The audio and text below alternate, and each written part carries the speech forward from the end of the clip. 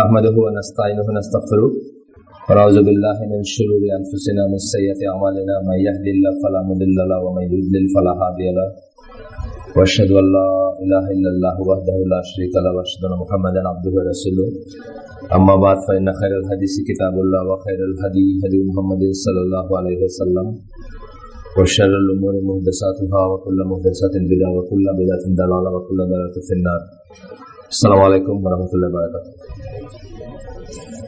আমরা প্রবলেমের কারণ, মুসলিমরা যে সমস্ত প্রবলেম আজকাল ফেস করতেছে সেই সমস্ত প্রবলেমের কারণগুলো একে একে পড়তেছিলাম।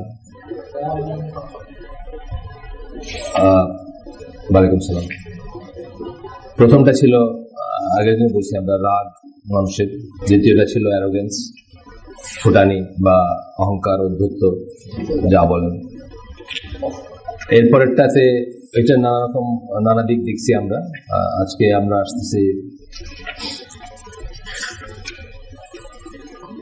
আমরা আসতেছি প্রবলেমের আরেকটাই, এটা একটু করে বলছিলাম, attachment to the world and not accepting death, greed, miserliness. এটা বলতে গিয়ে কিছু মন্তব্য করছিলাম আমি, যেটা নিয়ে এক ভাই একটু প্রশ্ন তুলছেন বা আপত্তি ঠিক না, মানে ভেরিফাই করতে চাইছেন। পার্সোনালি ওনাকে আমি করে দিচ্ছি অলরেডি ভেরিফাই। ওইখানে ওই একটা পর্যায়ে আমি বলছিলাম যে ওয়েস্টার্ন ওয়ার্ল্ডের কিছু ইস্যুর কথা বলছিলাম, গান বাজনা করে মার্কা, বুড়া হয়ে গেছে তারপরেও মরে না, এই কথাটা বলছিলাম আর কি। ডেভিড বউইর কথা বলছিলাম, ব্রায়ান অ্যাডামস বা এই ধরনের আরো আছে যেগুলা সেই 60s থেকে গান গায়ে যাইতেছে এখনো, মানে মানুষ সেই বিপদ। বাংলাদেশে এসে প্রোগ্রাম করে গেছে ব্রায়ান অ্যাডামস, আর্মি স্টেডিয়ামে প্রোগ্রাম করে গেছে। হ্যাঁ, তো উনি প্রশ্ন তুলছেন যে কাফেরদেরকে কি এইভাবে কার্স করা যায় কিনা বা করা যাবে কিনা আর কি। তারপরে আনসার দিছি যে হ্যাঁ, সমষ্টিগতভাবে করা যাবে। কিন্তু কোনো নামগুলো আসছে জাস্ট এক্সাম্পল দিতে গিয়ে, কিন্তু আমি কোনো পার্টিকুলার পার্সনকে তো কার্স করতেছি না, আমি কার্স করতেছি একটা ব্যাপারকে বা একটা কমিউনিটিকে বা একটা গোষ্ঠীকে, যারা দুনিয়াতে শয়তানকে রিপ্রেজেন্ট করে এবং শয়তানের পথে মানুষকে ডাকে। এটা তো কার্স করা যাবেই। কুনুত নাজিলা তো ইজ অল অ্যাবাউট কার্সিং, তাই না? কুনুত নাজিলা তো রাসূল করছেন, সাহাবীরা করছেন, আমরা করি। এটা অল অ্যাবাউট কার্সিং বা এই ধরনের জিনিস আরো আছে। যাই হোক, এটা ওনার সাথে পার্সোনালি আমার হয়ে গেছে কথা। তারপরেও উনি বলছিলেন যে যদি সময় না থাকে পার্সোনালি কথা বলার বা মেইলে উত্তর না দেওয়ার, আমরা হালাকাতে ডিসকাস করতে পারি। যাক, তো এখানে বলতেছেন যে attachment to this world and not accepting death, greed, miserliness, সব একসাথে একই জিনিস আসলে। এখানে অবশ্য নট অ্যাকসেপ্টিং ডেথ বলতে আমি ওই দিন করছিলাম, ডেথ রেজিস্ট করার কথাটা বলতেছিলাম। এখানে ঠিক ডেথ রেজিস্ট করার কথা হয়তো বলা হয় নাই। এখানে বলেছে যে আল্লাহর জন্য বা প্রয়োজনের দিনের জন্য বা মৃত্যুটাকে একটা হিসাবে নেওয়া, রিয়েলিটি হিসাবে নেওয়া, এই ধরনের জিনিসের কথা বলতেছিলেন, সম্ভবত বলছেন। এখানে আপনাদেরকে আগেও বলছি যে ওয়েস্টার্ন ওয়ার্ল্ডের মৃত্যু নিয়ে কথা বলাকে একটা বেয়াদবি ধরা হয়, মানে মৃত্যু নিয়ে তারা কথা বলতে চান না কখনো। যদি এটা হামজা হিসেবে একটা লেকচারে আমি শুনছি বা অন্যত্র নিজের প্র্যাকটিক্যাল, আমি যেহেতু বহুবার আল্লাহ নিচ্ছেন ওয়েস্টার্ন ওয়ার্ল্ডে গেছি বা ওদের সাথে মেশার সুযোগ হয়েছে, মৃত্যুর কোনো কথাটা শুনতে চায় না বা মৃত্যু নিয়ে কথা বলাটা পছন্দ করে না। এটা নেগেটিভ। বাংলাদেশে কিন্তু এখন অনেকটা এরকম হয়ে গেছে। এই কালকে আমাদের এখানে যে এইটা হলো, ওই যে ট্রেনিংটা হলো, এটা কিন্তু খুবই ডিস্টার্বিং অনেকের জন্য। এইসব কথাবার্তা বলা কিন্তু ডিস্টার্বিং। অনেকে বলে এইসব অশুভ অলক্ষণের কথাবার্তা এখন না বললে নয়, মানে আপনি যদি বলেন বা বিদায় চাওয়ার সময় আপনি যদি একটু ওই টোনটা আসে আপনার ভিতরে, আপনি ধরেন সৌদি আরব যাচ্ছেন অথবা কোথাও যাচ্ছেন একটু বেশি সময়ের জন্য, কাউকে বললেন যে মাফ করে দেন ভাই, তখন বলে এইসব অলক্ষণের কথা বলতে নেই। এই জিনিস চলে আসছে আমাদের কালচারে আর কি, মুসলমানদের, যেটা হওয়া উচিত ছিল না। যাই হোক, এখানে হাইলাইটেড পোর্শন থেকে আমি একটা পড়ি।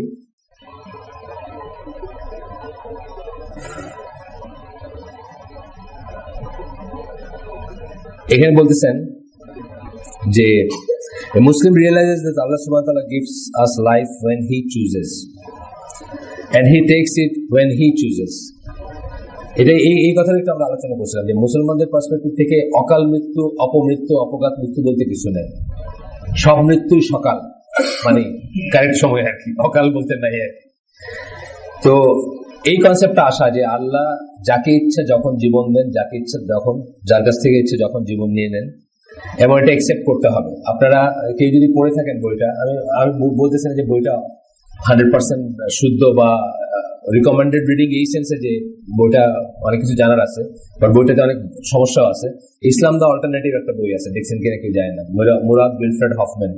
আমি হয়তো আগেও কথা বলছিলাম, জার্মান একজন ছিলেন, জার্মান অ্যাম্বাসেডর টু ন্যাটো ছিলেন। ন্যাটোতে জার্মান খুব পাওয়ারফুল পজিশন, ন্যাটো সম্বন্ধে যারা জানেন তার সেখানে জার্মান রিপ্রেজেন্টেটিভ ছিলেন উনি আর কি।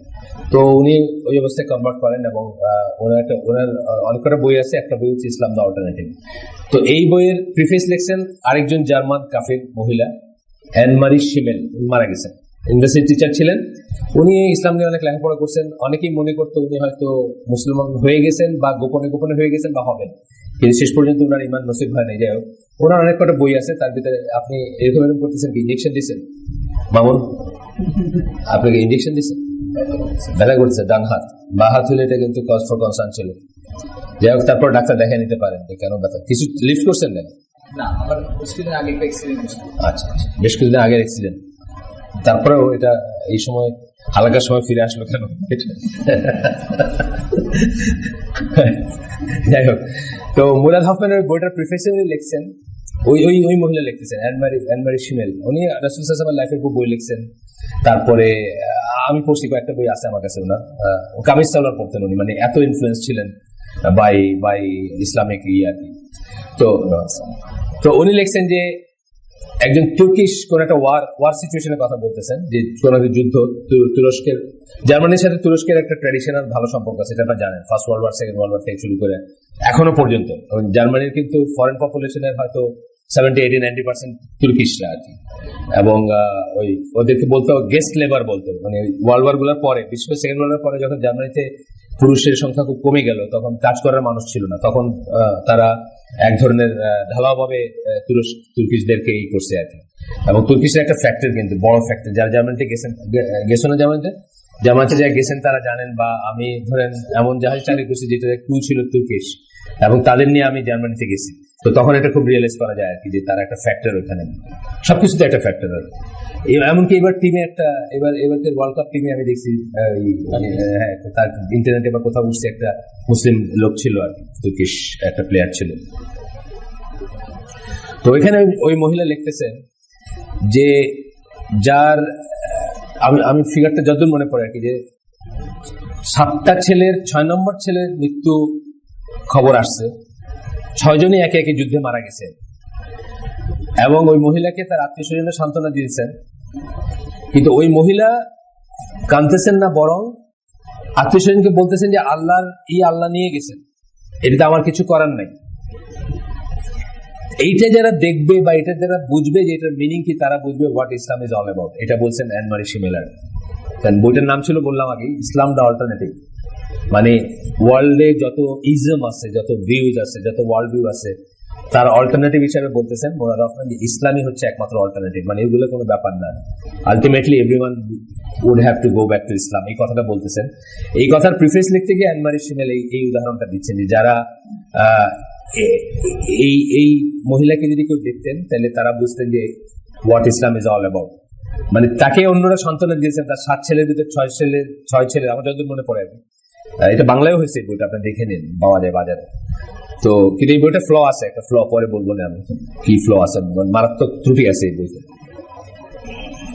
কিন্তু এই জায়গাটা খুব সুন্দর লাগছে আমার কাছে, যারা এটা যদি কেউ দেখে থাকতেন, তাহলে বুঝতেন যে ইসলাম একটা মানুষকে কতটুকু শক্তি দেয়, কতটুকু আল্লাহর উপর নির্ভরতা দেয়, এবং ইসলাম বলতে কি বোঝায়। তো এখানে এই জিনিসটাই কিন্তু আরেকভাবে ইনি বলতেছেন যে আল্লাহ যাকে ইচ্ছে তাকে জীবন দেন, যখন ইচ্ছা তখন দেন, যখন ইচ্ছা তখন নিয়ে যান। ব্যাপারটা আল্লাহর, ব্যাপারটা আমাদের না। আমাদের জীবনটাও এই সেন্সে, এই রিয়েলাইজেশনটা যে লাইক অল আদার থিংস, যত পজিশন আছে, মানুষের সবচেয়ে প্রিয় পজিশন কি? জীবনটা। যত কিছু আছে আলটিমেট কি প্রিয়, সবচেয়ে মানুষের জীবনটা। জীবনের জন্য তো বাকি সব জিনিসগুলো করতেছি আমরা, মানে জেনে করি বা না জেনে করি, জীবনটা কিন্তু মানুষের সবচেয়ে প্রিয় সম্পদের একটা। এইটাই যখন মানুষ মনে করবে যে এটা আল্লাহ, এটা একটা আমানা, ট্রাস্ট, লিমিটেড টাইমের জন্য আমার এই বডিতে দেওয়া হয়েছে, আমাকে এই পৃথিবীতে বিচরণ করতে দেওয়া হচ্ছে, আল্লাহ যখন ইচ্ছা আল্লাহ নিয়ে নেবেন। এইভাবে যখন দেখবে তখন তার অ্যাটাচমেন্টটা অনেক কমে যাবে। পৃথিবীর প্রতি থাকবে অ্যাটাচমেন্ট, তবুও সে খাবে, তবুও সে ঘুমাবে, তবুও সে গাড়ি চড়বে হয়তো, কিন্তু এইগুলাকে জীবনে সবকিছু মনে করবে না, আর এইগুলার জন্য আখিরাতকে নষ্ট করবে না, বা আখিরাতের কোনো বিষয়কে সে নষ্ট করবে না। এই কথাটা আর কি আরেকভাবে বলতেছেন, the Muslim accepts and submits to that। এই কনসেপ্টটা মুসলমান একসেপ্টও করে আর এটাকে সাবমিটও করে, নিজেকে সমর্পণ করে। On the other hand, অপরপক্ষে, the person who has the spiritual disease of attachment is unable to let go of the deceased। এখানে বলতেছেন স্পিরিচুয়াল ডিজিজ মানে আত্মিক ডিজিজ, যার আত্মাটা অসুস্থ, ফি কুলুবিহিম মারাদুন, কোরআনের কথা না, ফি কুলুবিহিম মারাদুন, তাদের অন্তরে ডিজিজ আছে, যার আত্মাতে ডিজিজ আছে, যার ভিতরে ডিজিজ আছে, সে কি করবে? Is unable to let go of the deceased.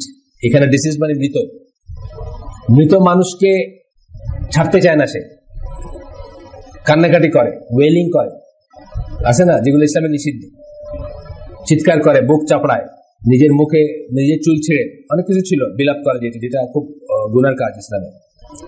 He or she may well over the grave, কবরে আছায় পড়ে কান্নায়। যে আমরা ইসের সময় দেখছি, আমাদের বিডিআর ইসের সময় নজবিল্লাহ, বিডিআর এই যে পরে জানাজা হলো, আমার একটা ভাই মারা গেছে, আমি ওখানে ছিলাম, কিন্তু যখন ওই ফেজটা শুরু হলো আমি চলে আসছি, ওই ফেজটা আমি দেখতে চাইনি। সেখানে আমার দুটা ভাতিজিও ছিল, তাদের ছবি পেপারে আসছে, কবরে মাটি ফেলতে দিবে না, এই যে জিনিসগুলা, কান্নাকাটি যে সিন্ধু, এগুলো আমাদের না। আমাদের ছিল যে কালকে যেটা ছিল, সবাই কত ঠান্ডা মাথায় শুনছে না এই কথাগুলো, কিন্তু 2 ঘন্টা 1.5 ঘন্টা ধরে শোনারও অনেক নার্ভের দরকার আছে, বুঝছেন না? অনেক মানুষ উঠে চলে যাবে, কি মানে আমার মনটাই দিলে খারাপ করে। কিন্তু কালকে কি হয়েছে পুরো জিনিসটা তো এটারই বর্ণনা হয়েছে। একটা মানুষ মরলো, তার চোখ বন্ধ করলেন, তার পা সোজা করলেন, হাত সোজা করলেন, তারে গোসল করাচ্ছেন, তার পেট পরিষ্কার করলেন, এই ছবি হলো না বর্ণনা। এটা কিন্তু আলটিমেট রিয়েলিটি আপনার আমার সবার লাইফে, এটি থেকে কোনো এসকেপ নাই, আলটিমেট রিয়েলিটি। কিন্তু এই কথাগুলাই অনেকে নিতে পারে না, বা অনেকের কাছে এটাকে মনে হয় যে আউট অফ দ্য ব্লু, মানে সারপ্রাইজ হওয়া, মৃত্যুটাকে সারপ্রাইজ হিসেবে নেওয়াটা একটা ইমানের কমতি। সারপ্রাইজ হিসেবে নেওয়ার কি আছে? এটা ইনএভিটেবল, সারপ্রাইজ হওয়ার কিছু না। ধরেন শীতের পরে বসন্ত আসবে, অথবা বসন্তের পরে গ্রীষ্ম আসবে, এটা যেরকম ইনএভিটেবল, তার চেয়ে ইনএভিটেবল এটা মৃত্যুটা। কিন্তু আপনি দেখবেন কট বাই সারপ্রাইজ একটা কথা আছে না, হঠাৎ করে আমরা যে মরে সেও কট বাই সারপ্রাইজ, যার আত্মীয় মরে বা যার বাবা বা যার মা মরে সেও দেখবেন খুব সারপ্রাইজ, ইস মানে এরকম। আমার একটা জুনিয়র মারা গেছে একবার, আমার জুনিয়র যেহেতু অনেক বছর আগে, তো সে খুব ভালো ছিল, মানে খেলাধুলায় খুব ভালো, খুব ফিট ছিল আর কি, জাহাজি। আমার 2 বছর জুনিয়র, প্রায় 10-12 বছর আগে মারা গেছে, হার্ট অ্যাটাকে হঠাৎ করে মারা গেছে সকাল। তো আরেকটা ছেলে ওর ব্যাচের মানে জেনারেল ক্যাট কলেজে ওর একসাথে ছিল, কিন্তু আগে ছেলেটা আমাদের স্কুলের, আমার 1 বছর জুনিয়র আছে। ওই ছেলেটা বলতেছে যে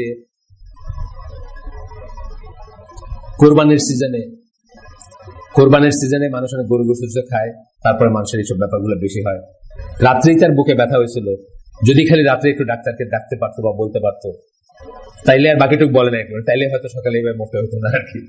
মানে এই যে জিনিসটা, এটা আমরা আমরা সারপ্রাইজ হই, আমরা অবাক হই, এই লোকটা এখনই কেন মরে যাবে, এখানে কোনো কেন নাই, এখানে কোনো কারণ নাই। হ্যাঁ, আসবাব একটা জিনিস আছে, আসবাব বলতে আমরা বলি কজ এন্ড এফেক্ট। সেই হিসাবে যে দেরিতে আসবে সে দেরিতে যাবে, যে আগে আসবে সে আগে যাবে, এটা আল্লাহ একটা নিয়ম আছে, জেনারেল নিয়ম। আল্লাহ রাসূল যেটার ভিত্তিতে বলছেন যে আমার উম্মার মানুষের আয়ু হবে 60-61 বছর, একটা হাদিস আছে, কিন্তু এভারেজ আয়ু কিরকম হবে এটা বলে গেছেন। এটা জেনারেল কথা, এটা যে স্বাভাবিকভাবে একটা নিয়ম আছে সেই হিসাবে। কিন্তু তার মানে এটা না যে আমরা সারপ্রাইজ হবো যে আমার বাপ কেন মরবে, আমার ভাই কেন মরবে, বা আমি হঠাৎ করে এরকম কেন হবে, তা না। এটাই বলতেছেন, যারা এটা অ্যাকসেপ্ট করতে পারে না তারা কি করে, দে মে ওয়েল ওভার দ্য গ্রেভ, তারা হাউতাশ করে বিলাপ করতে পারে ইসে গিয়া, কবরে গিয়া। টিয়ার হিজ অর হার ক্লোথস, কাপড় ছিঁড়ে ফেলে, জামা ছিঁড়ে ফেলে, নিজের স্ক্রিম, চিৎকার করে, ইত্যাদি ইত্যাদি, আর যা কিছু আছে। এমনকি কোনো জায়গায় সুইসাইডাল হয়ে যায়, মানে হাজবেন্ড মরে গেছে, ওয়াইফ আত্মহত্যা করে। মানে আমি সহমরণ বলতেছি না, সহমরণ তো আমার ইচ্ছা অনিচ্ছা সেটা আলাদা জিনিস, সেটা বলতেছি না।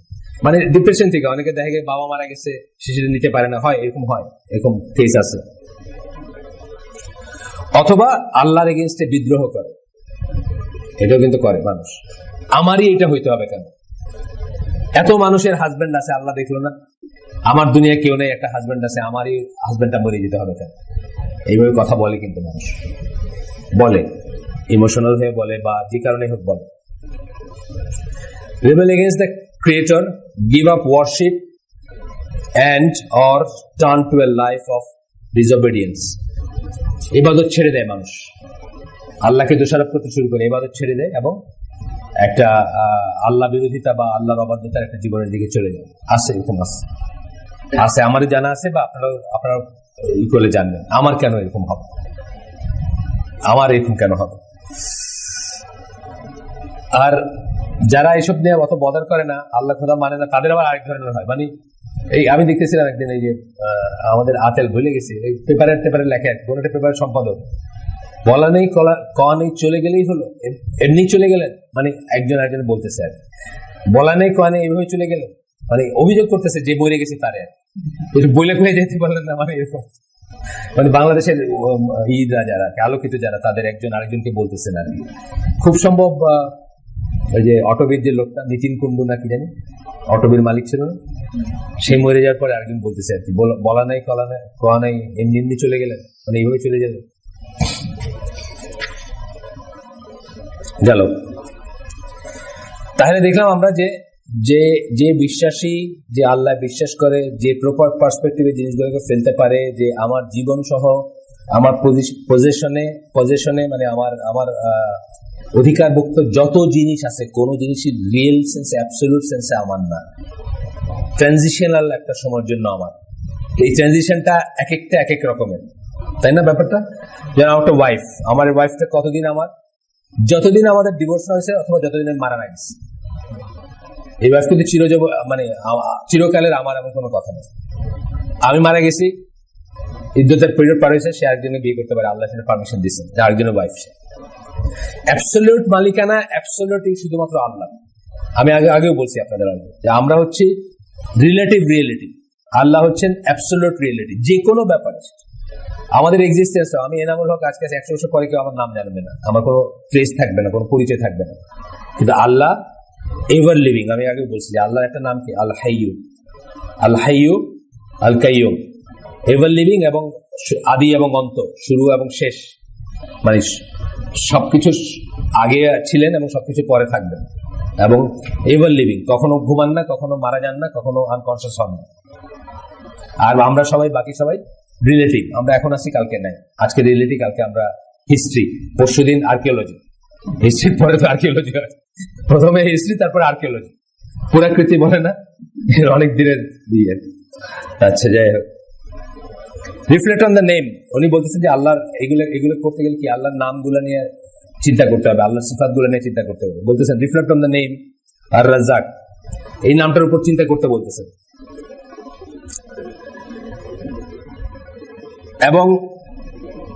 এবং আপনার ম্যাটেরিয়াল পজিশনে যা কিছু আছে, you acquire in this life, you are destined to get them.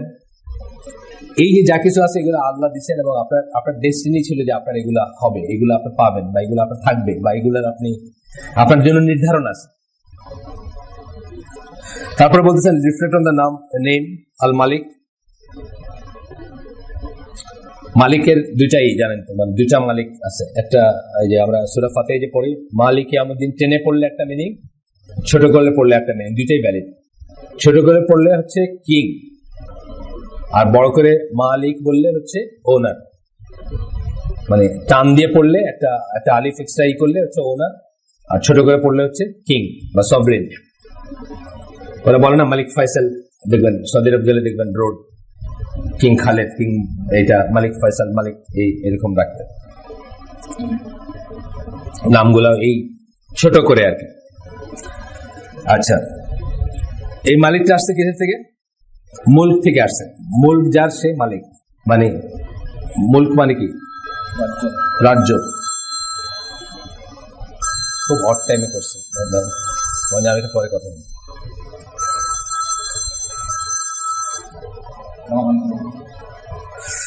আচ্ছা, বলতেছি এটার উপর রিফ্লেক্ট করতে বলতেছেন। তারপরে বলতেছেন যে আরো যে সমস্ত আছে, আরো নামগুলা বলতেছেন,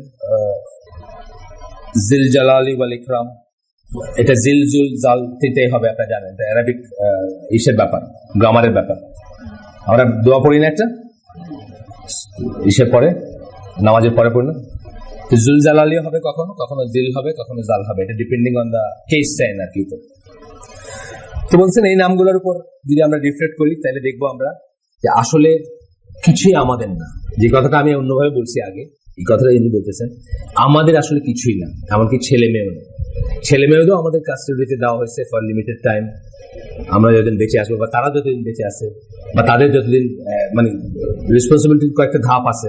একটা হচ্ছে তারা যতদিন প্রাপ্তবয়স্ক হচ্ছে না তখন একটা অন্য ধরনের রেসপন্সিবিলিটি, প্রাপ্তবয়স্ক হয়ে গেলে আমার রেসপন্সিবিলিটি কমে যায়, রাইটও কিন্তু কমে যায়, তার উপর তুলনামূলক ভাবে আর কি রেসপন্সিবিলিটি কমে যায় না। এখন সে কি করলো সেটা সেই আনসার করবে গিয়ে। আমি তাকে বড় করে দিয়েছি 18 বছর বয়স পর্যন্ত, 15 বছর বয়স পর্যন্ত তাকে আল্লাহর পথে বড় করছে, একেবারে best of the best education দিছি, দিন শিক্ষা দিছি, সবকিছু দিছি, তারপরে গিয়ে সে সিনেমা অ্যাক্টর হয়েছে।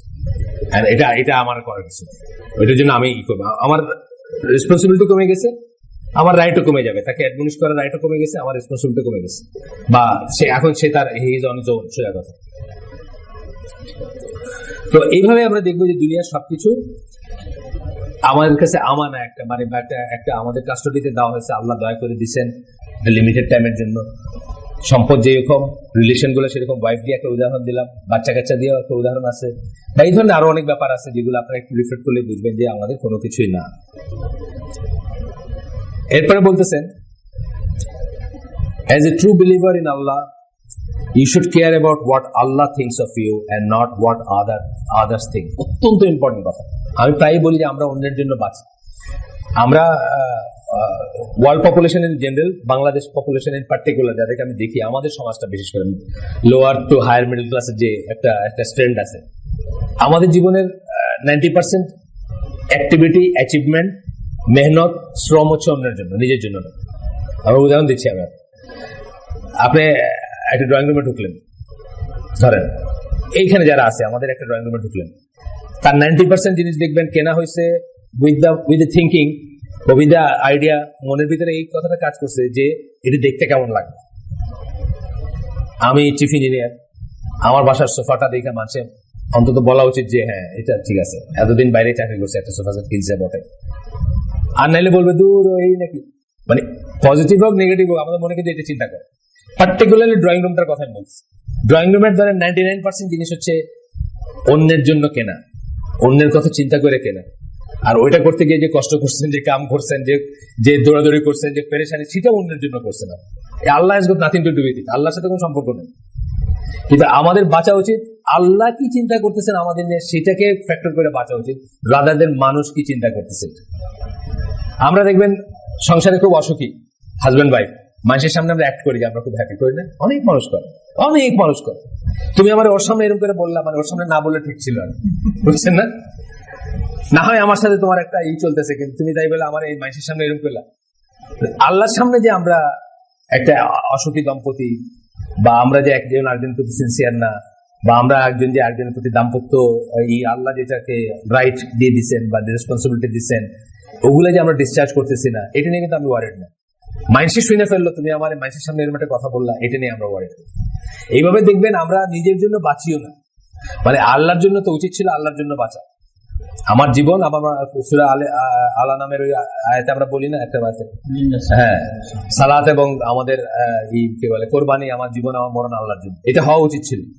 কিন্তু আমরা আসলে আল্লাহর জন্য বাঁচিও না, মরিও না, সবকিছু আমরা অন্যের জন্য। অন্য কি বলবে, অন্যের কাছে কি ইমপ্রেশন, শ্বশুর বাড়ির লোকে কি বললো, ভাইরা ভাইয়ের সাথে কম্পিটিশন, ভাইরা ভাই আর আমি দুইটা বোনরে বিয়ে করছেন, ভাইরা ভাই এত বড় বড় জিনিস দেয়, বোন মানে তার বউরে বড় বড় নেকলেস দেয়, বড় বড় গাড়ি বাড়ি, যাই হোক যেটাই দেয়, আমার কিছুই নাই, এই জন্য আমি বাঁচতেছি, এই জন্য আমি স্ট্রাইভ করছি, এই জন্য আমি হারামে সম্পৃক্ত হচ্ছি, এই জন্য আমি আমার ওয়াইফের মানে ধরেন মানে আমাদের দেখবেন যে ধরেন যারা ওভার টাইম করি, যারা বিদেশি চাকরি করি, যারা বাড়ির থেকে অনেক সময় বাইরে থাকি, বাড়ি থেকে বাইরে অনেক সময় বাইরে থাকার মানে কি, এই কার সময়টা যাচ্ছে, ওয়াইফের সময়, বাচ্চারা আমাকে যে সময়টা পাইতো সেই সময়টাই তো যাচ্ছে।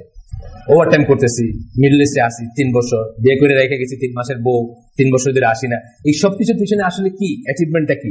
দুনিয়াই তো, পয়সাই তো, কতগুলো জিনিস, সোফা সেট, টেলিভিশন, প্লাজমা, কি বলে কত ইঞ্চি, 57 ইঞ্চি আছে না, নতুন নতুন কি সব বাইরেছে, এইগুলোই তো অ্যাচিভমেন্ট। কিন্তু এইগুলোর পিছনে আসলে কি জিনিসটা, একটা হচ্ছে যে এটা অন্য কি বলবে সেটা, আর 2 নাম্বার হচ্ছে এটা নিয়ে যাদেরকে ডিপ্রাইভ করতেছে আমরা, ইজ ইট ওয়ার্থ ডিপ্রাইভিং, মানে ধরেন বউয়ের হকটা পূরণ করলাম না, ছেলে মেয়ের হকটা পূরণ করলাম না, বাবা মার হকটা পূরণ করলাম না, র্যাট রেসে মানে পাগলের মতো দিক বিদিক শূন্য হয়ে বাইরে বাইরে ঘুরলাম। আসলে কি করলাম? অন্যের জন্য বাঁচলাম, অন্যের জন্য উপার্জন করলাম, অন্যের জন্য মরে গেলাম, নিজের জন্য মরলাম না, নিজের জন্য নিজেও ভোগ করলাম না। কিন্তু নিজে ভোগ করলে কি, নিজের মনটা কি চায়? ছেলের মেয়ের সাথে থাকতে চায়, ওয়াইফের সাথে থাকতে চায়, তাই না? নিজের মনটা তো তাই চায়, আব্বা আমার সাথে থাকবো, আব্বা আমাকে দেখবো। সব মানুষ ন্যাচারালি বিদেশে থেকে কেউ খুব খুশি থাকে না, চিনি বিদেশি যে সৌদি আরব বলেন বা অন্য দেশগুলোতে গেছি, এটা কারোর কাছে উপভোগ্য হয় না, এক্সেপ্ট খুব খুব এক্সেপশনাল কিছু থাকে যারা অন্যরকম মানুষ। তারা ইউজুয়ালি মানুষ কি চায়? তার রুটে ফিরে আসতে চায়, তার হাজবেন্ড মানে ওয়াইফের সাথে থাকতে চায়, তার ছেলে মেয়ের সাথে থাকতে চায়, তার বাবা মার সাথে। সে ইভেন এইখানকার শীত, গ্রীষ্ম, বর্ষা এগুলোকে মিস করতে শুরু করে। তার মানে কি, সে নিজের জন্য বাঁচলো না, সে বাঁচলো অন্যর জন্য, মরেও গেল অন্যর জন্য, এই করতে করতে মরে যায়। বুঝছেন না?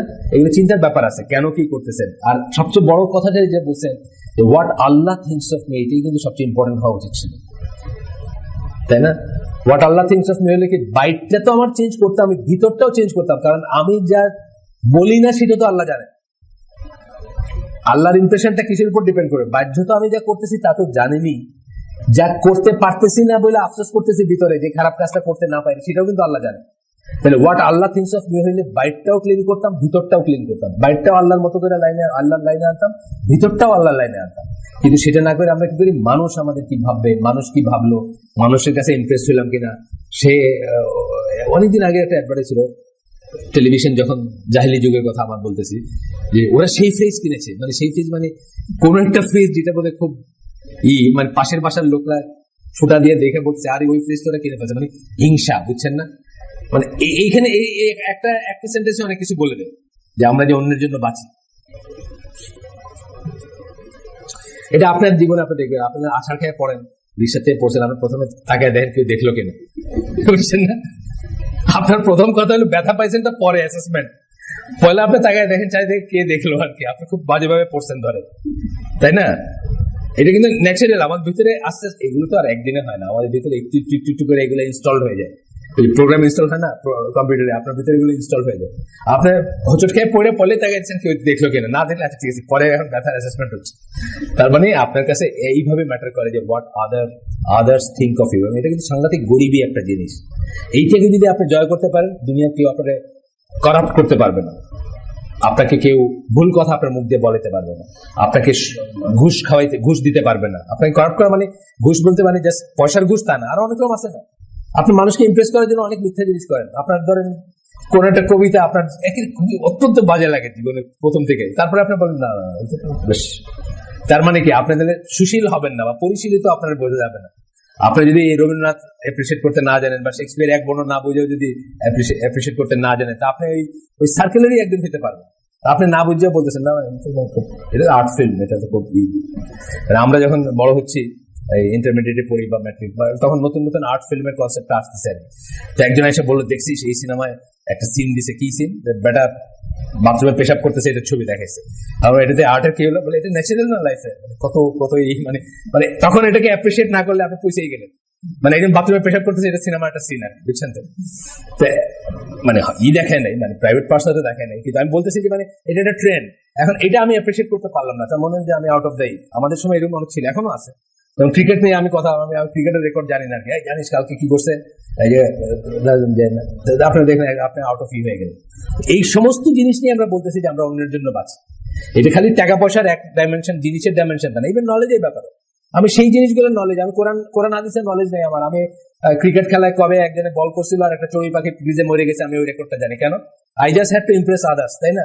অন্যদেরকে আমার ইমপ্রেস করতে হয়েছে যে আমি ক্রিকেট সম্বন্ধে অনেক কিছু জানি। আমি কোরআন হাদিস জানি না, আমার জিজ্ঞেস করেন কোরআনে কটা সূরা আছে এটা আমি বলতে পারি, কিন্তু আমি ওই রেকর্ডটা জানি কত সালে মাঝে জাহাঙ্গীরের বাপ জাহাঙ্গীর খান বোলিং করছিল না ব্যাটিং করছিল, চড়ুই পাখি মরে গেছে ফ্রিজের দিচ্ছে, বুঝছেন না? তো এই জিনিসগুলো হলো যে মানে গরিবের থেকে আসে। কারণ আমি যদি মনে করতাম যে কোরআনের নলেজ আমাকে রিচ RICH ধনী করে, আমাকে ঐশ্বর্যশীল করে, যার ভিতরে কোরআনের নলেজ বেশি আছে, যার ভিতরে যত সূরা যে 2টা সূরা মুখস্থ আছে, যে ফিকের অনেক জিনিস জানে বা যে হাদিস অনেক কটা জানে, এইটা হচ্ছে রিচনেস। এটা যদি মনে করতাম আমি ওগুলো কিছু চাইতাম, কিন্তু এগুলোকে মনে করি না। আমি মনে করি যে নাট্যকারের নাম, গানের কলি বলতে পারলে বা ক্রিকেটের রেকর্ড বলতে পারলে আমি রিচ, বুঝছেন না? এই সমস্ত মিলে আমি বলতেছি যে এটা আমাদের অত্যন্ত বড় একটা দীনতা। আমরা we should always think what Allah thinks of me. Allah আমাকে কি ভাবতেছেন বলতে আমার এটা কিন্তু ওই ভাবা না, মানুষকে কিভাবে, এটা কিন্তু একটা সুপারফিশিয়াল জিনিস। আল্লাহ আপনাকে কি ভাবতেছে এটা কিন্তু একদম রিয়েল জিনিস। মানুষকে কোনোদিন ভাবতে পারে? মানুষকে আসল ভিতরটা কোনোদিন জানে না। মানুষ শুধু বাহ্যতে যেটা দেখে সেটা। আপনি তো আমার মানে একটা গাইলি দিতেছেন ভিতরে, আমি এটা জানি না, মুখে হাসতেছেন, কি সুন্দর হাসান আমার দিকে হাসি তাকাইতেছে। এইটা হলো মানুষ কিভাবে, আর আল্লাহ কিভাবে? আল্লাহ কিন্তু আপনার ভিতরটাও জানে। তাহলে ওইটা আরো অনেক বেশি সত্য, ওইটা আরো অনেক বেশি পিওর জিনিস। আল্লাহ কি ভাবতেছেন এটা আমাদের সবসময় মনে রাখা উচিত, যে আল্লাহ আমাকে কি ভাবতেছেন। আল্লাহ আমার জাহির এবং বাতিন বা জাহিরি বাতিনি সমস্ত জিনিসগুলো জানেন, বাইরেরটা জানেন, ভিতরেরটা জানেন। যেটা আমি মনে মনে কল্পনা করতেছি যে পাপটা, সেটাও আল্লাহ জানেন। যেভাবে চিন্তা করা উচিত।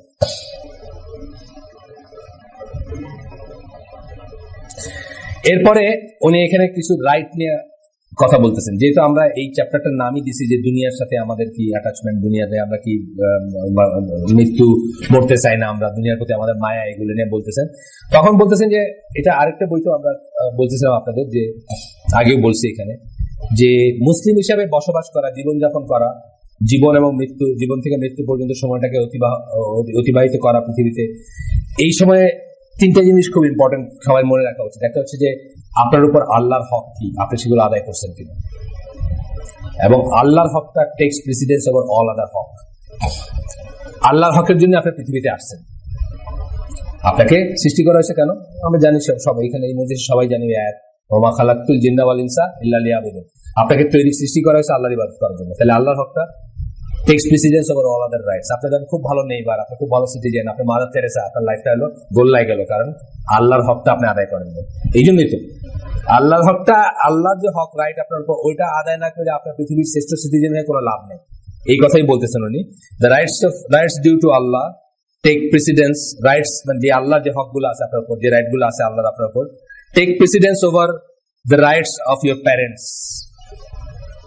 So if your parents try to get you to do something that goes against the Sharia, it is obligatory to disobey them. বাবা মার হক খুব বড়, নিঃসন্দেহ। বাবা মা জান্নাতের দরজা, হক খুব বড়। আল্লাহর ইবাদতের পরের লাইনে আল্লাহ বাবা মার কথা বলছেন, মানে নেক্সট টু আল্লাহ। ইয়েট কিন্তু আল্লাহর রাইটটা takes precedence over all other rights. সমস্ত অন্য সমস্ত হক এবং অধিকারের উপর দিয়ে আল্লাহর হকটা আসে। এবং সেই জন্যই বাবা মার হক বড় হওয়া সত্ত্বেও বাবা মা যদি কখনো আপনাকে আল্লাহ বিরুদ্ধ কিছু করতে বলে, সেটা আর ভ্যালিড থাকে না। তখন আর বাবা মার অর্ডার মানতে আমরা বাধ্য না, তখন আল্লাহর হকটা আদায় করাটাই আমাদের জন্য জরুরি হয়ে পড়ে, এবং সেটাই আমরা করবো, বাবা মাটা করবো না। এটা বলতেছেন উনি। এরপরে বলতেছেন, আমার তো পারেন, এরপরে একটা সাবহেডিং এর ভিতর বলতেছেন প্রবলেমের একটা কারণের ভিতর বলতেছেন ডিসঅনেস্টি একটা কারণ। ডিসঅনেস্টি, অসৎ।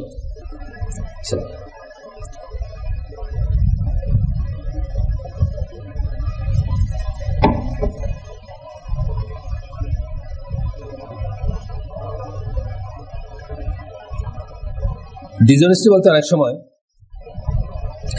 আমরা শুধুমাত্র টাকা পয়সার ব্যাপারগুলো নিয়ে আসি, অনেকেই কিন্তু মনে করে, তাই না? লোকটা অনেস্ট না, কি প্রথম কথায় কি মনে আসে? টাকা পয়সা চুরি করে বা টাকা পয়সা মারে বা ঘুষ খায় বা ই করে, তা না। কিন্তু ডিসঅনেস্টি মানে উল্টা। ডিসঅনেস্টি হচ্ছে সিনসিয়ারিটির উল্টাটা। আমি আপনার বলছি মামুন আজকে কিন্তু না খেয়ে যাইতে পারবে না, ভিতরে ভিতরে করেছে যা বেটা বাঘ, তাড়াতাড়ি যা। এই জিনিসটা হলো ডিসঅনেস্টি, বুঝছেন না? যা বলতেছি সেটা মিন করি না, যা মিন করি সেটা বলি না, এই সেন্সের ডিসঅনেস্টি। আর এটা এই ডিসঅনেস্টি না, মানে টাকা পয়সার ডিসঅনেস্টি তা না। এখানে কি বলতেছেন যে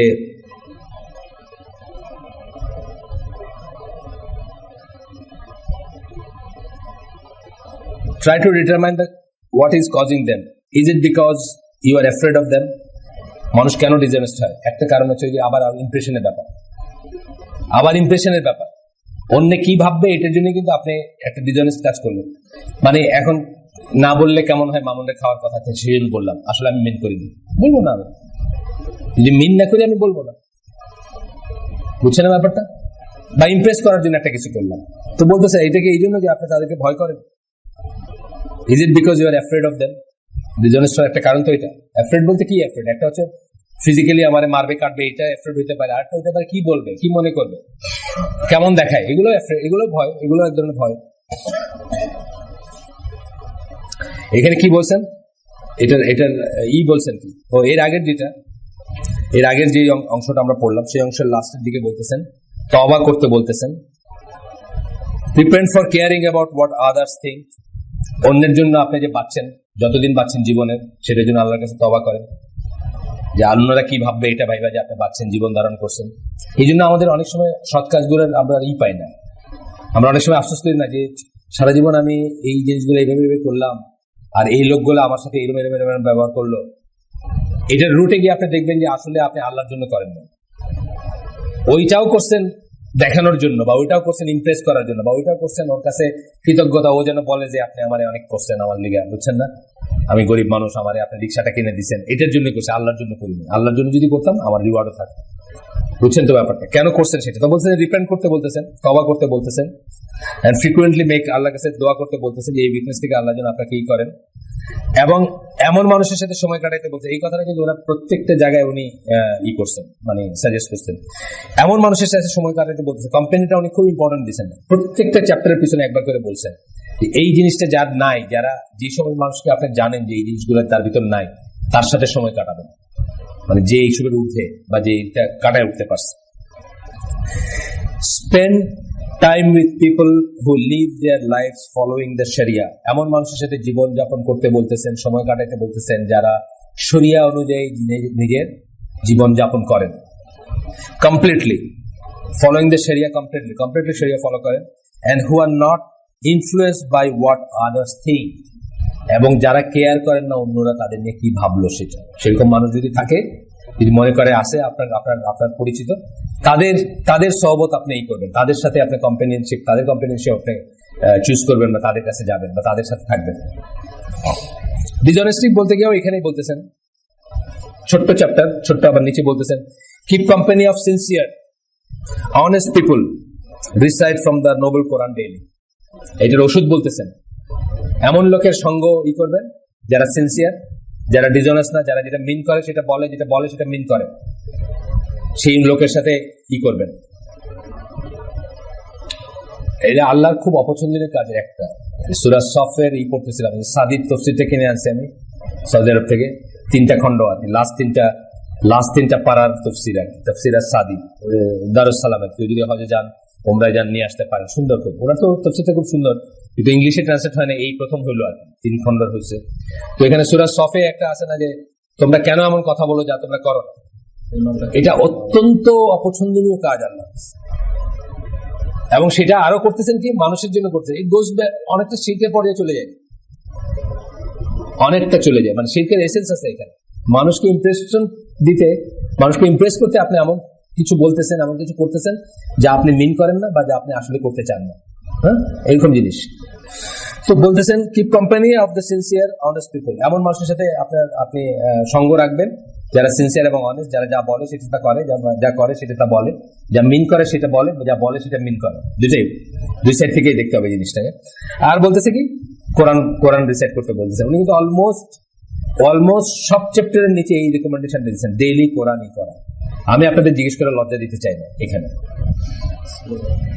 এখানে জিজ্ঞেস করে লজ্জা দিতে চাই না। এটা তো এই বাংলাদেশের দুর্ভাগা দেশের দুর্ভাগা মুসলিম কমিউনিটির best of the best Muslims আমি মনে করি আমাদের এখানে আসেন, বা আমাদের এখানে উঠা বসা করেন।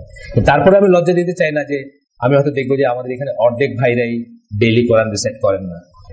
ডেইলি মধ্যে একটা দিন মিস হতে পারে, ধরেন 365 ডেজে 360 ডেজ, এটাকে ডেইলি বলবো আমরা, কিন্তু তাও না। আমরা দেখবো যে হয়তো, আমি জিজ্ঞেস করছিলাম না, আমার ফ্যামিলিতে বলছিলাম, একজন বললো লাস্ট রামাদানে করছে, ভালো নামাজ পড়ে 5 ওয়াক্ত। আমরা যে কবে পড়ছিস কোরআন লাস্ট, বলে গত রোজার সময় লাস্ট, 8টা রোজা তো চলেই আসছে অলমোস্ট, বুঝছেন না। এইটা কিন্তু অলওয়েজ রিকমেন্ড করতেছেন, এবং আপনি যদি একবার এনজয় করতে শুরু করেন জিনিসটা, তাহলে আপনি দেখবেন যে আপনি তার ছাড়া হইলে আপনার ঠিক যেরকম, মানে এক কাপ চা না খেলে অনেক সময় মিস করেন না, যে আজকে সকালে চাটা খাওয়া হয়নি, আপনার এরকম লাগবে। কিন্তু এনজয় করতে শুরু করতে হবে, মানে এটা চাকরি হবে না, আপনি এনজয় করবেন আর কি আস্তে আস্তে। চাকরি হলে আবার তখন মনে হবে যে এটা এটা এটা ঝামেলা আছে, বুঝছেন না? বাবার জন্য যেটা পড়া বলি, এখন তার বাবার জন্য পড়ার বয়স নেই, এখানে আমরা সবাই নিজের জন্য পড়ার বয়স চলে আসছে।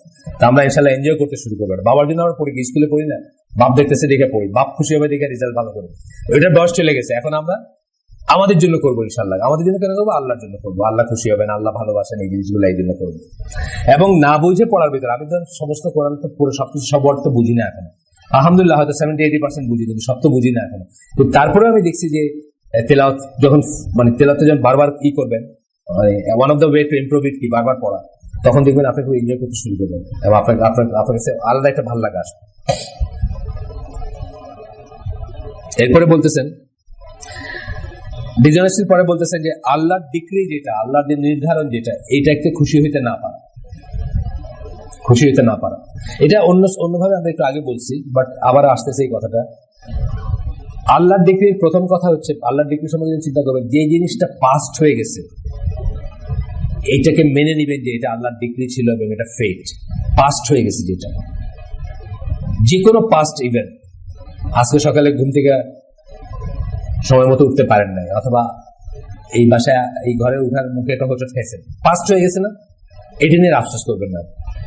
দুইটা কারণ, একটা হচ্ছে যে এটা নিশ্চয়ই আল্লাহ স্যাংশন করছেন দিকে এই ঘটনা ঘটছে। আমরা জানি কি আল্লাহ স্যাংশন ছাড়া কোনো ঘটনা ঘটে না, কিচ্ছু ঘটে না। আমরা আগেও বলছি যে এই এক গ্লাস পানি আমি নিয়ে মুখে দিব, প্রত্যেকটা ওই 16 ফ্রেম পার সেকেন্ড বলছিলাম আমি আগের দিন কবে জানি বলছিলাম, 16টা ফ্রেম পার সেকেন্ড পার হলে মুভি হয়, 16টা পিকচার পার সেকেন্ড যদি যায় মুভি হয়। তখন এটা আপনি দেখেন একটা লোক গ্লাসে করে পানি খেতেছে, হঠাৎ যদি প্রজেক্টরটা বন্ধ করে দেন তা কি হবে? এখানে আটকে গেছে না?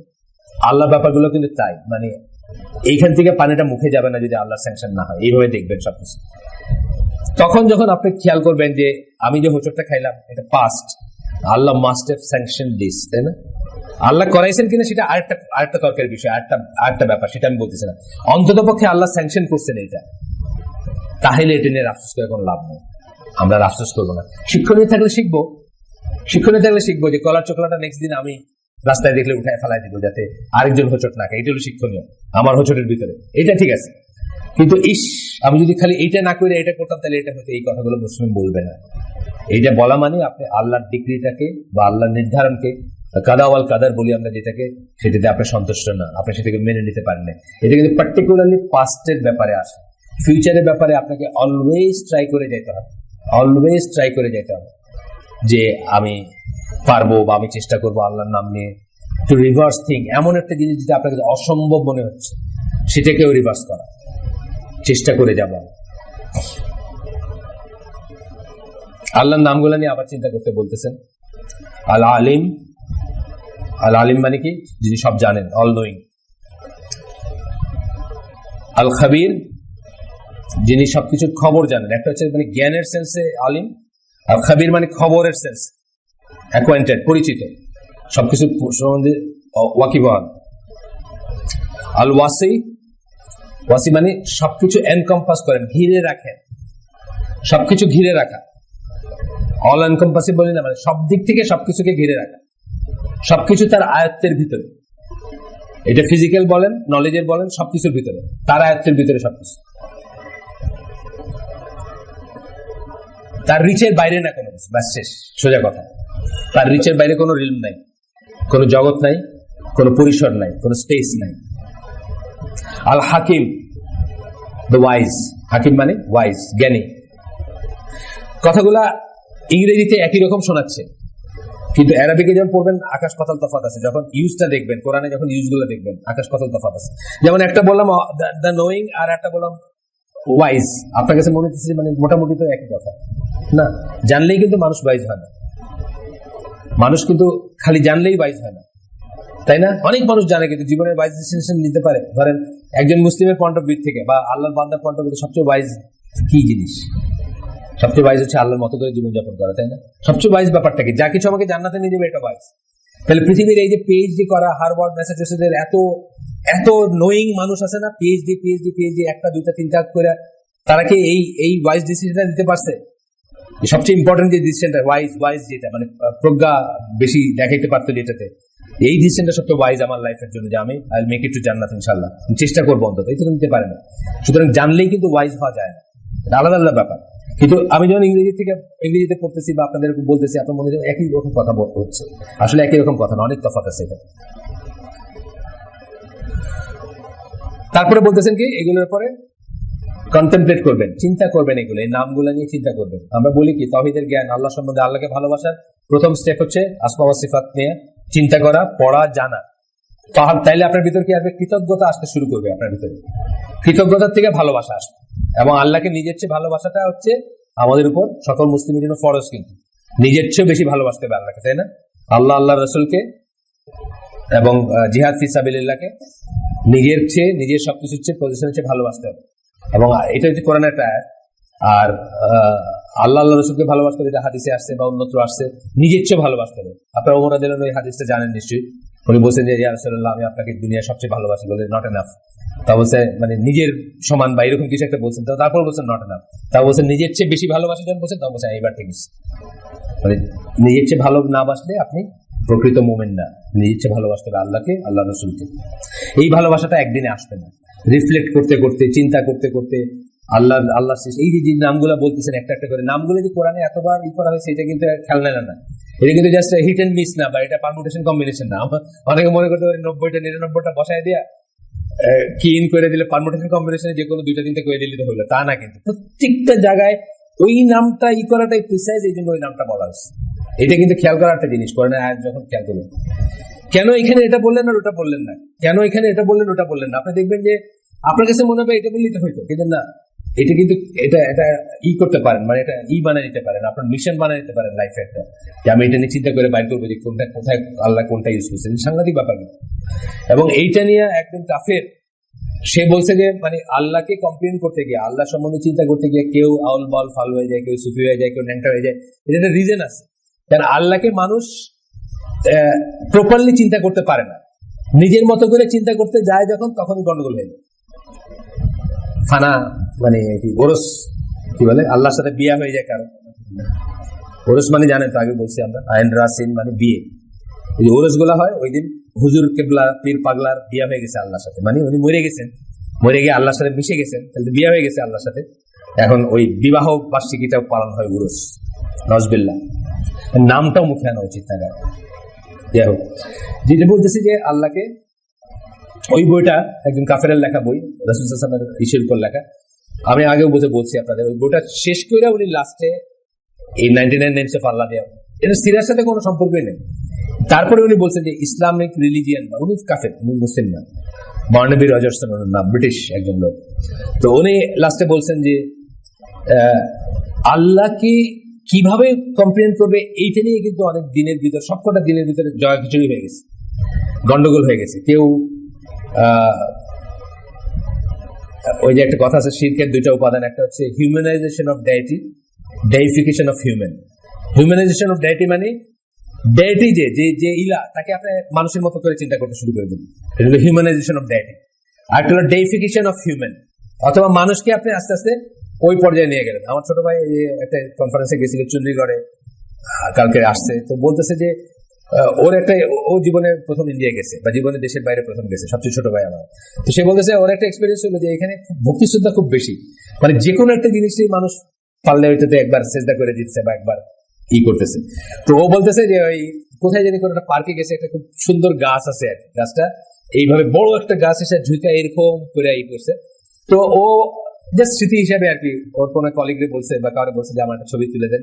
তো গাছের এসে হাত দিয়ে দাঁড়ায়, যে ডালটা নিচের দিকে আসছে, হাত দিয়ে দাঁড়ায় একটা স্টাইল করে একটা ছবি তুলছে আর কি। যা তো ও খেয়াল করলো যে আশেপাশের লোকজন ওর দিকে কেমন করে তাকাইতেছে, মানে জিনিসটা খুব মানে অস্বাভাবিক কিছু করতেছে ও বা এরকম কিছু। তো তখন ছবি শেষ হওয়ার পরে তো দেখতে গিয়ে দেখে ও তার পিছনে এক লোক সেজদা করতেছে ওইটারে আর কি, বুঝছেন তো? মানে ওই গাছটাকে হিন্দুদের যেভাবে সেজদা করে না, কি বলে ওই যে, হ্যাঁ মানে মাথা ঝুঁকায় আর কি, মাথা করে। তার কারণে গাছটা একটু অদ্ভুত লুকিং দেখে এটাকে অনেকে ভক্তি শ্রদ্ধা করে এবং এইভাবে সেজদা দিয়ে যায়।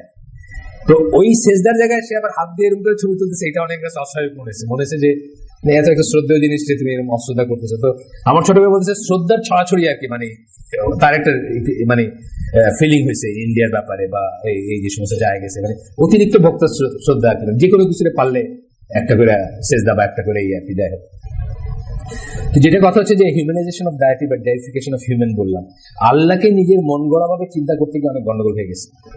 কারণ ট্রান্সেন্ডেন্স বলে একটা কথা আছে, মানে মানে আল্লাহ আপনার ধরাছোঁয়ার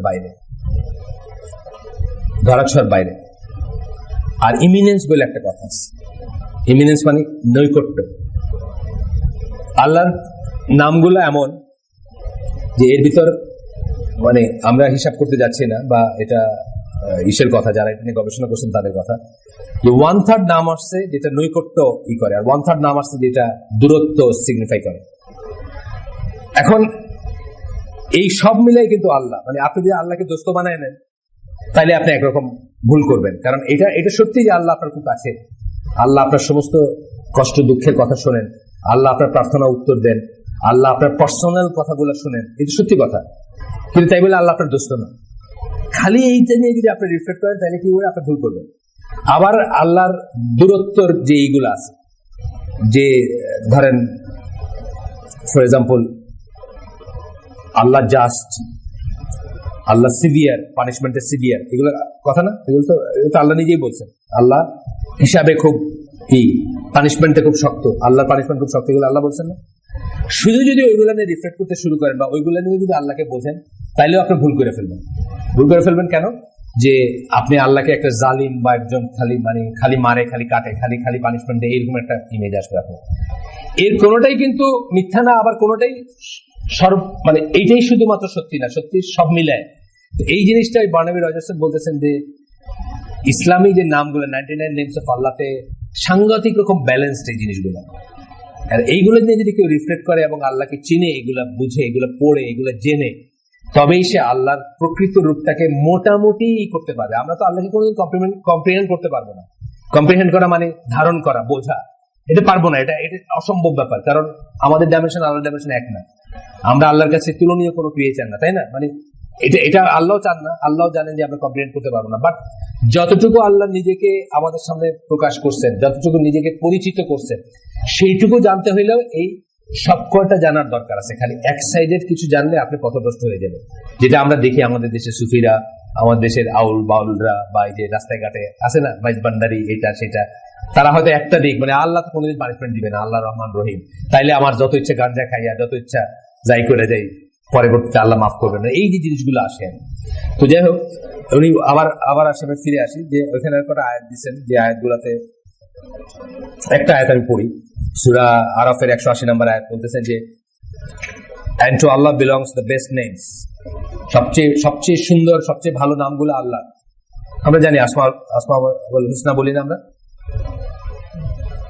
বলি না আসমাউল হুসনা বলি না আমরা। আসমাউল হুসনা মানে সুন্দর সুন্দর নাম, যেগুলা হাসান থেকে হুসনা আসছে। So invoke him by them, তাহলে ওই নামগুলা দিয়ে আল্লাহকে ডাকতে বলতেছেন বা আল্লাহর কাছে প্রার্থনা করতে বলতেছেন। and leave the company of those who practice deviation concerning his names. দেখেন, আল্লাহর নাম নিয়ে ডেভিয়েশন আছে, তাদের কোম্পানি আপনাকে ছাড়তে বলতেছেন। ডেভিয়েশন কোথায়? যখন আপনি একটা নামকে আপনার মন গড়া রূপে এই কইরা এক্সপ্লেন করতেছেন আর এই ট্র্যাপ গুলোতে পড়তেছেন। এই যে মানুষ বানাইয়া খেলসুজারে লইয়া, এগুলো তো আসলে আল্লাহর নামকেই নিজের মতো করে বুঝা, নিজের মতো করে ইন্টারপ্রেট করে কিন্তু এগুলো হয়েছে। সেই মানুষও কেমনে গুনাহগার আছে না, হাকিম হইয়া হুকুম করো, পুলিশ হইয়া ধরো, এগুলো আসছে কই থেকে? এই আল্লাহর নাম নিয়ে ডেভিয়েশন থেকে কিন্তু এগুলো আসছে। তাদের কোম্পানি আল্লাহ বলতেছেন আপনাকে ত্যাগ করতে। and leave the company of those who practice deviation concerning his name. তার নাম নিয়ে যারা deviation আছে, যাদের ভিতরে বিচ্যুতি আছে, তাদের সঙ্গ ত্যাগ করো। আল্লাহ বলতেছেন they will be recompensed for what they have been doing. তাদেরকে উপযুক্ত বদলা দেওয়া হবে তারা যেটা করতেছিল সেটা। মানে তারা যে এই যে ভুলগুলো করতেছিল, ভুলভাবে আল্লাহর নামকে ব্যাখ্যা করছে, ভুলভাবে আল্লাহর নামকে ব্যবহার করছে, তাদের জন্য তাদের উপযুক্ত প্রাপ্য তাদেরকে দেওয়া হবে।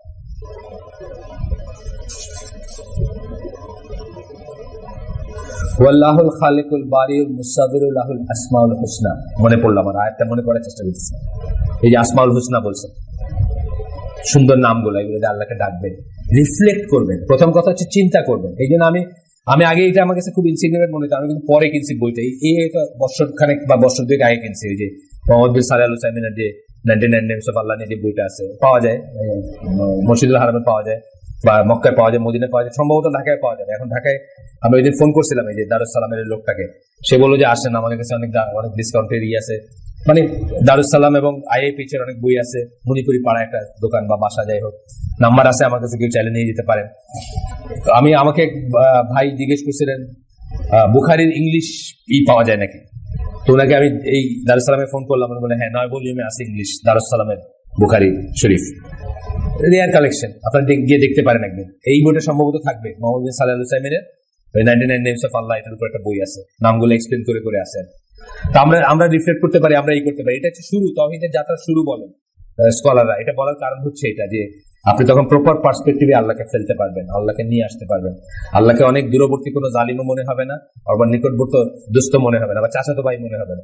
ওই যে আলামিন মুর্শিদের মোতাওয়াল্লি আছেন না, উনি আমার সাথে একদিন এক বিয়ার এসে গেছেন, ওই বিয়ের কথাবার্তা হবে, এটা কোথায় উত্তরায় একটা জায়গায় আর কি। মসজিদে গিয়া উনি মসজিদের নামাজ পড়েন নাই, জামাতে নামাজ না পড়ে বাইরে এসে একলা পড়ছেন। কেন পড়েন নাই? ওখানে আল্লাহ মোহাম্মদ পাশাপাশি লেখা আছে, মোহাম্মদ কি আল্লাহ চাচাতো ভাই নাকি? ওই লিখে রাখছে। মানে এই চাচাতো ভাই মনে হওয়ার একটা কারণ হলো যে ওনার কথাটা খুব র হয়ে গেছে, কিন্তু আসলে তো ভাবটা এরকম আছে না, অনেকের ভাবটা এরকম না, আল্লাহ রসুল সাল্লাল্লাহু আলাইহি ওয়াসাল্লাম চাচাতো ভাই আর কি, এরকম একটা ভাব পাশাপাশি লেখেন। মানে কি আপনি সৌদি আরবে কোথাও দেখবেন নাকি, জানতো দেখেন 5 বছর কাটায় আছেন, কোন মসজিদ দেখবেন নাকি যে পাশাপাশি আল্লাহ মোহাম্মদ দেখা আছে? তো উনি একটু র বলে ফেলছেন আর কি, মোহাম্মদ কি আল্লাহ চাচাতো ভাই নাকি?